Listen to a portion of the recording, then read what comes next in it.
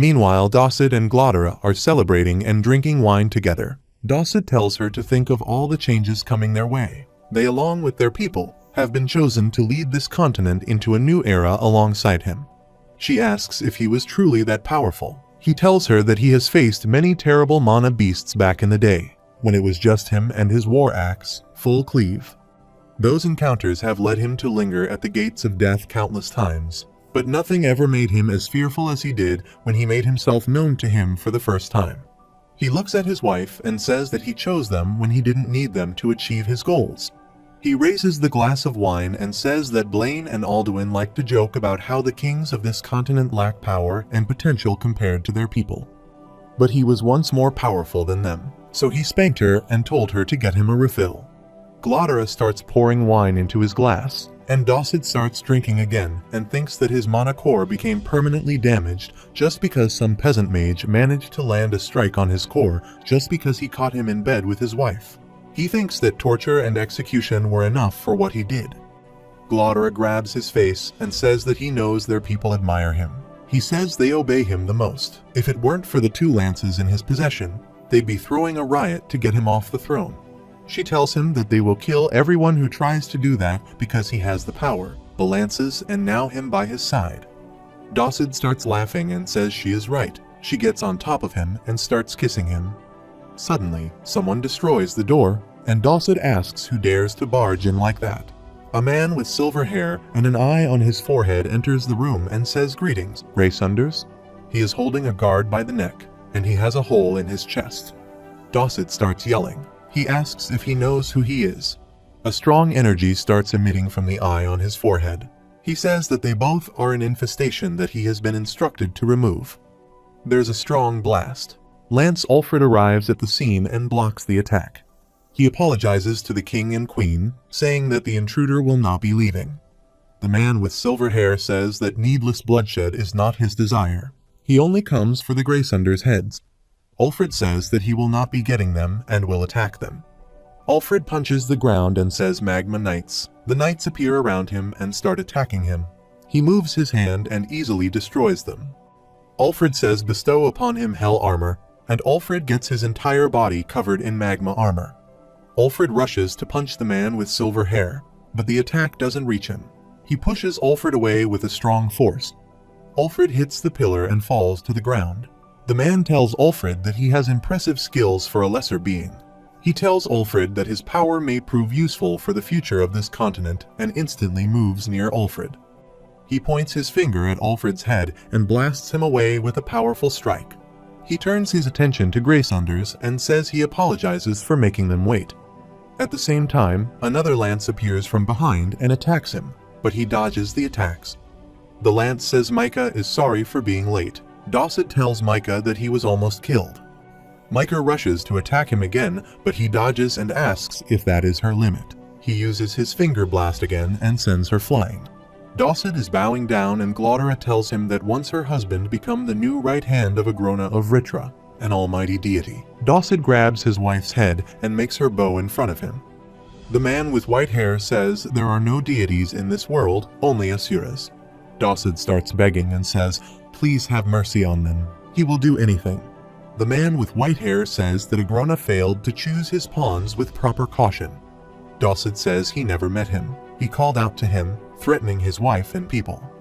He tells Dosset to release his 2 lances from the oath. Dosset thinks that he was always taught that the oath should never be released, but his life is at stake. Dosset takes off his locket and breaks it. He says please let him go now. The man with white hair asks when he said he would let him go. He kills them both in an instant by shooting a beam at them and says the game of chess has begun. Arthur pats Sylvie and sees that she's still sleeping. Winsome hands over Sylvie to Arthur and Arthur thanks him. Winsome says he got himself and Lady Sylvie caught so soon and by allies of the Vritra. Winsome tells Arthur that his actions to save the Academy were admirable, but he and Lady Sylvie's safety should be above all. Arthur tells him that there were people whose lives he considers more important than his own. Winsome asks if it was for the elf princess. Arthur shakes his head and says not just her but his best friend and the disciplinary committee. Winsome says what's done is done, but he doesn't understand why they took his friend with him. Arthur says that he doesn't know either, but now that he is here to get them out, he needs to find out where they took Elijah. Winsome asks if he plans to save him. He tells Arthur that their investigation has informed them that they took him back to Elacria. Arthur sits on the bed and sighs. Winsome tells Arthur that he can't even escape from this place, but he wants to save him. It's a suicide mission. Arthur puts his hands on his head and says that part of him still wants to follow him in the hopes that he's still alive so that he can save him. But he seems to be very sure that he will die as soon as he steps foot there. Arthur asks what he should do. Winsome says that they are lucky the man named Dreniv left before he arrived. The Vritra hold enough interest that they want him alive, but if they found out about Lady Sylvie, then he's afraid even the Asuras will have a hard time keeping him safe. Arthur asks if he should just give up on his best friend. He counted on getting help from Alduin, and he knew that he wouldn't leave him here with Sylvie considering that most of the council is working for the Vritra. There aren't many options for him here. He can't hide with his family without the lances tracking his mana signature, and he can't hide in the beast glades without the mana beasts getting to them. Arthur asks Winsome what he's supposed to do. Winsome sighed and said that it seemed like he had spent a lot of time in this cell thinking about the situation. Arthur says that the Greysunders are closely connected to the Vritra, and the Gladers seem to be on their side as well, but he has a hunch they're reluctant. Winsome says impressive. At the same time, the gate opens and Lance Baron enters and asks who he is and how did he get in here. Baron asks if he is with the other intruder. Winsome says yes. Baron starts releasing his magic and says then there's no explanation necessary. Baron attacks Winsome with Flash Ray. Winsome easily grabs his attack using one hand and tells Baron there is no longer a reason for him to fight. Baron gets furious and prepares to attack again. Winsome says enough and tells Baron to kneel. Baron falls to the ground and gets pushed. Lance Vere arrives there and tells Baron to stop. Baron gets up and says he doesn't understand. Vere tells him that he is a deity and not someone he can address so casually. Lance Vere bows and says her apologies, Great One. Their king humbly asks for his presence. After some time, Winsome arrives with Arthur at the conference room. The man with white hair says to those who don't know him his name is Aldir. Aldir says he will put things simply. He and Winsome are sent here to give the lesser beings a chance of survival in the imminent war with the Vritra. Alduin says just as they feared, the war is coming. Aldir says that he has already taken the first step of discarding the corrupt. The Greysunders have been eliminated, and their lances are now under his control. Aldir looks at Blaine and says they have also gracefully decided to look past any misguided decisions that may have been made. Blaine gets scared and says it is clear that their abilities are beyond theirs. He asks if the Asuras cannot go to the continent of Elacria and defeat the Vritra. Aldir shakes his head and says it is a lot more complicated than that. The Vritra clan, along with the 3 other clans under their command, were all former Asuras who have broken their law. A battle of that magnitude would undoubtedly level the world. The Asuras and the Vritra clan had agreed to a treaty where no higher beings could directly attack another or interfere with any lesser beings. Arthur asks if the fact that he killed the Greysunders contradicts that. Winsome shakes his head and says Dickathon is now up against a population governed directly by a Grona of the Vritra. He would not be rash enough to break the treaty for them, simply evening out the playing field. Arthur gets furious and asks what of the Blackhorn demons that have been invading their land for years. They've been here much longer than they have been aware of them, and one was responsible for killing a lance. Alduin gets up from his chair and asks how does he know that. Cynthia shows him a little fragment and asks if he is talking about the owner of this fragment. Aldir tells Arthur that it wasn't a lie when Winsome said that he is not simple. He tells Arthur that the ones sneaking into this continent are not Asuras. Aldir tells everyone that those monsters were once lesser beings, such as themselves. They have gone through countless experiments. Muriel says there are monsters who aren't even Asuras, but are still capable of destroying the strongest mages in Dickathon. She asks if it's even possible for them to win. Aldir says these monsters are limited and Agrona's trump card in this war. He will not dispatch them as recklessly as before now that he knows of his presence. He tells them to think of him as a general in this upcoming war. It is in the Asura's best interest to defend this continent. After that, Arthur and Winsome leaves the room and Arthur asks, shouldn't they be involved in the talk of war? Winsome says Aldir is more than capable of taking care of the preparations here on his own. He tells Arthur that they are going to visit his family. He needs to say his goodbyes. Arthur asks where he's going. Winsome says that he is taking them to the land of Asuras and his training will be held in Ephiatus. Arthur is surprised to hear that. After some time, Arthur and Winsome are walking through a forest. Arthur says he is not a fan of doing these long walks through the forest again. He asks if he couldn't have transported them closer to Elder Rinia. Winsome says he could have transported them directly there, thus disrupting the barrier protecting his family from any danger. Arthur says good call, and Winsome asks if he is paying attention to what he is telling him about Ephiatus and the Great Eight. Arthur says yes, there are 8 races of Asuras in Ephiatus, and each race comprises multiple clans, but only one clan of each race is considered one of the High Eight, and the Vritra clan is part of the Basilisk race. Arthur says he still can't believe the rest of the clans tried to assassinate Agrona. He would have thought the treaty was the first and only answer because of peace and all that. Winsome says Agrona was a little too dangerous for them to consider a treaty from the beginning. They had no idea what he was doing on Alakria, or what he had in store for them, so they agreed it was best to get rid of Agrona directly. They arrive near Rinia's place. Arthur says he is still a little confused how Sylvia fits into all this though, and why she even ended up in Dicathan. Winsome says what he's about to disclose must stay with him. This information is known only to a few members of the Indrath clan. Winsome tells Arthur at that time, Lady Sylvia traveled down with the elite division to defeat Agrona. Arthur is surprised to hear that and asks if they allowed her to go. Arthur says that he told him that they knew nothing about what to expect and that Agrona was dangerous. Winsome says Lord Indrath didn't allow her to do anything. She concealed herself and snuck onto the team and only revealed herself when it was too late for her to return. They arrive at the waterfalls. Winsome says as for how she was captured and why she hid even from them after she had escaped, he's not sure. Arthur asks what happened to the Asuras that went down. Winsome says something no one was expecting. Agrona was waiting not only with a larger army of basilisks, but of lesser races that had the same innate magical abilities as the Asuras. He tells Arthur that the Vritra clan had been interbreeding with the lesser races on Alakria. Arthur is shocked to hear that. Winsome says that they were tremendously outnumbered by tens of thousands of soldiers, and everyone from Ephiatus was killed or captured. Agrona had appeared before Lord Indrath, delivering the news himself that Lady Sylvia was killed in battle. Lord Indrath was ready to wage war, ignoring the consequences. But the other clans pushed for a treaty. It forbade the Asuras from acting directly because of the collateral damage that would fall on this world if the 7 Asura races of Ephiatus were to go to war with the Vritra, and they wanted to push for accountability from the other basilisks in Ephiatus. But it would be wrong to punish an entire race for someone's wrongdoings.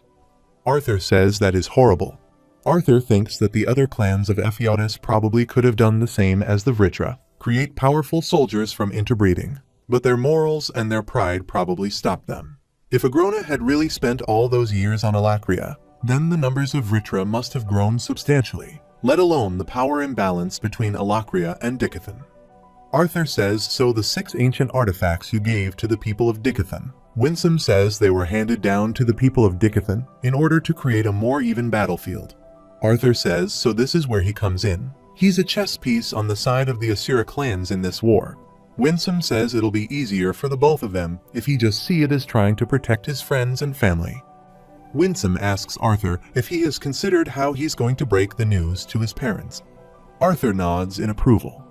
Meanwhile, at Rinia's place, Reynolds is cooking some food while Ellie and Alice are sitting by the fire talking to each other.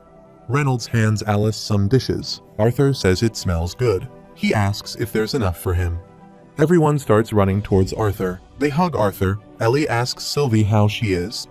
Arthur asks why didn't she ask how he's doing. Ellie hugs him and says he always seemed to come back alive. Suddenly, everyone feels a strong pressure. Arthur asks Winsome to calm down a bit. Arthur tells everyone to meet Winsome, the person who saved him and his prospective teacher. Everyone is surprised to see Winsome. Rinia bows and says welcome, Master Winsome. Alice starts smiling and says he must be a powerful mage. She thanks him for saving her son. After some time, everyone is sitting by the fire and talking to each other. Winsome clears his throat and nods at Arthur. Arthur gets up and asks Rinia if it is right for him to speak with his parents in private. She nods in approval.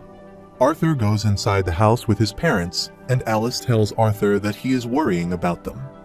Arthur says that he knows that he has put them through a lot, but there's something he needs to do. But before we begin, there's something he thought long and hard about telling the two of them ever since he came to this world.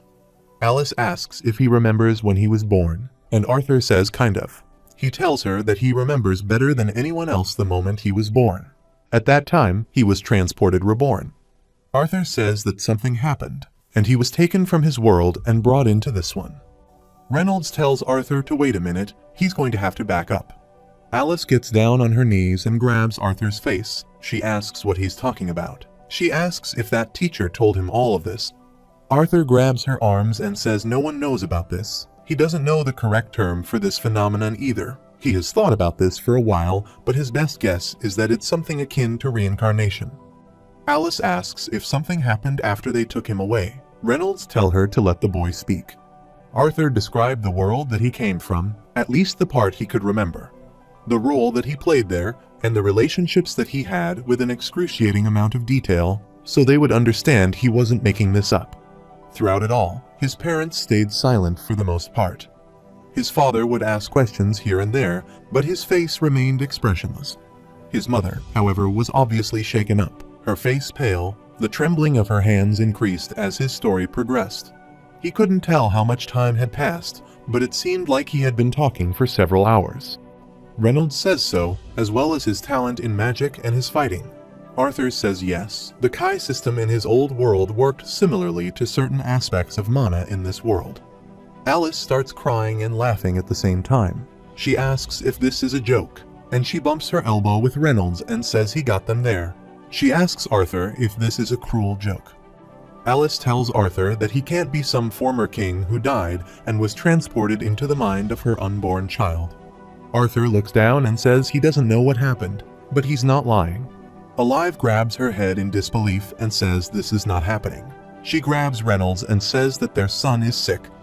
Reynolds starts comforting her, and Arthur leaves the room. Arthur is talking with Ellie outside, and the door opens. Reynolds tells Ellie to go and stay inside with her mother.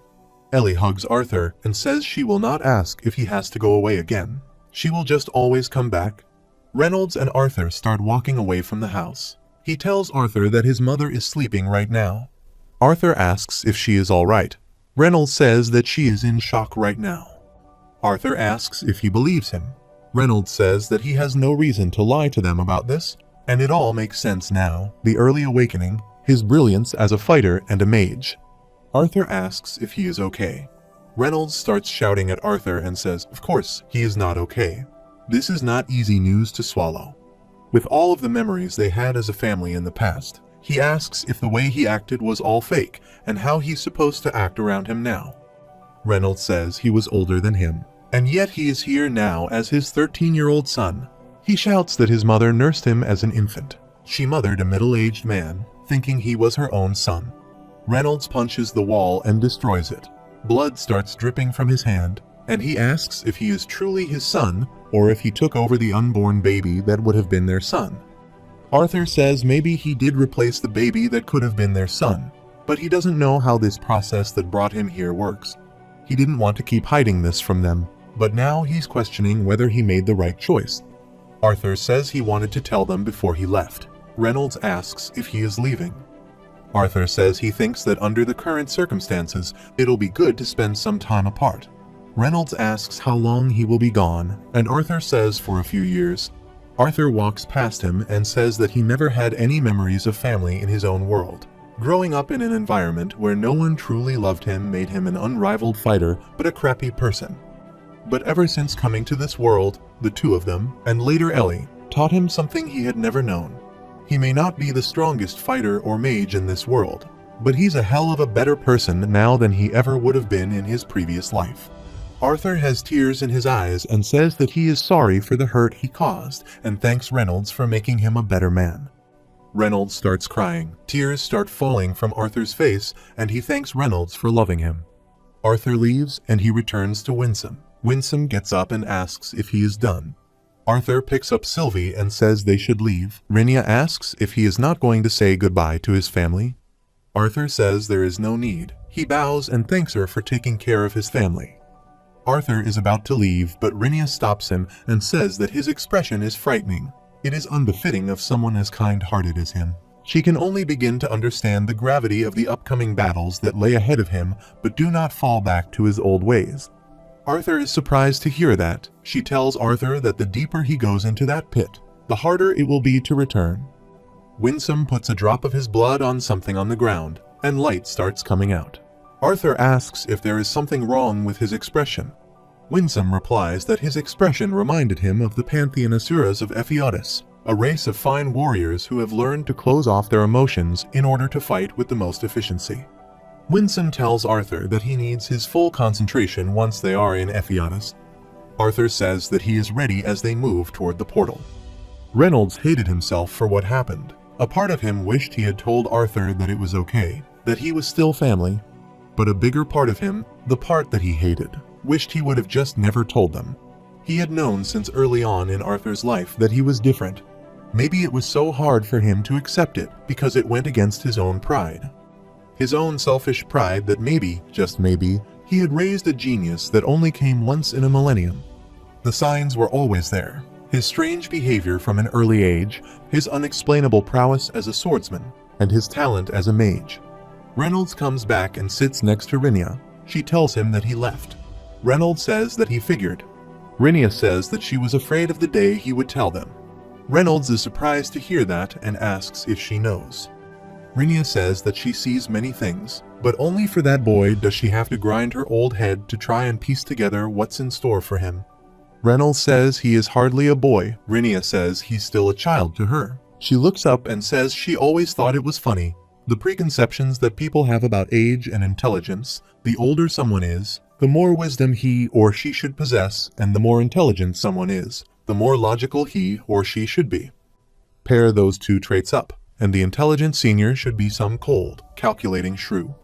Rinia asks if he considers her a cold, calculating shrew. Reynolds says, of course not, but he doesn't get what this has to do with Arthur.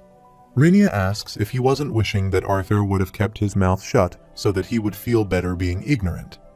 Rinia says she can bet that he was wondering why Arthur told him in the first place. She says the heart remains the brain's biggest enemy. Reynolds asks if Arthur was running more on emotion than logic when he told them this.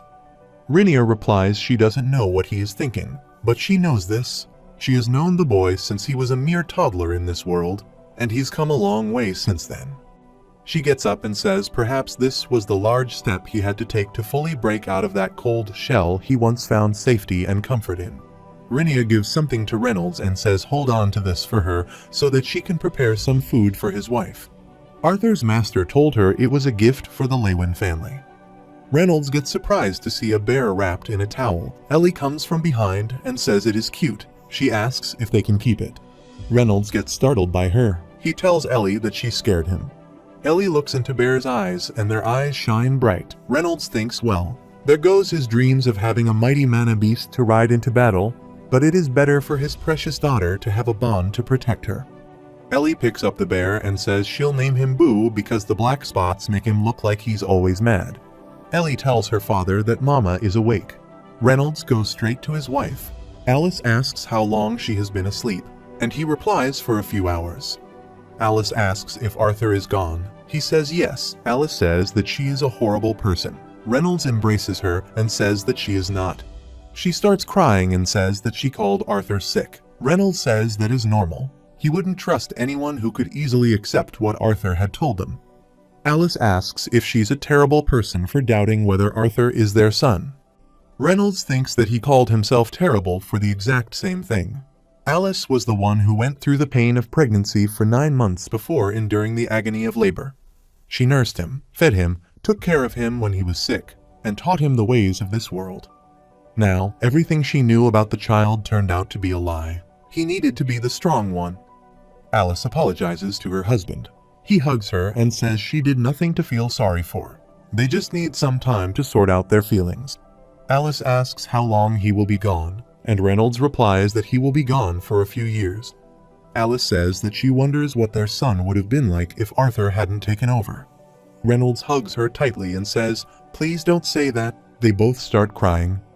Alice tells Reynolds that have not once referred to Arthur as their son since they started talking. Reynolds says right now, just as it is for her, it's hard for him to confidently call Arthur their son.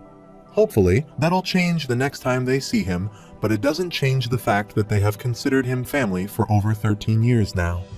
They laughed, celebrated, and shed tears together, and that's what brought them together. Reynolds tells her to remember when Arthur sacrificed his life for her on his way to Xyrus. He wouldn't have done something like that if he didn't care about her. He tells Alice that she's not a horrible person. It's just going to take them some time to wrap their heads around this. Alice wipes her tears and tells Reynolds to stop staring. She must look disgusted right now. Reynolds kisses her forehead and says that she is beautiful. Ellie tells her mother to come to see Boo, but her parents get startled. Alice asks what she means by that. Reynolds says that he will tell her later, and they both start smiling. Meanwhile, Arthur and Winsome arrive at Ephiatus through the portal. There are cherry blossom trees everywhere. Arthur says it is beautiful. Winsome welcomes him to Ephiatus and the Indrath Callan's castle. Arthur is amazed to see a large dragon statue covering a beautiful castle under its wings.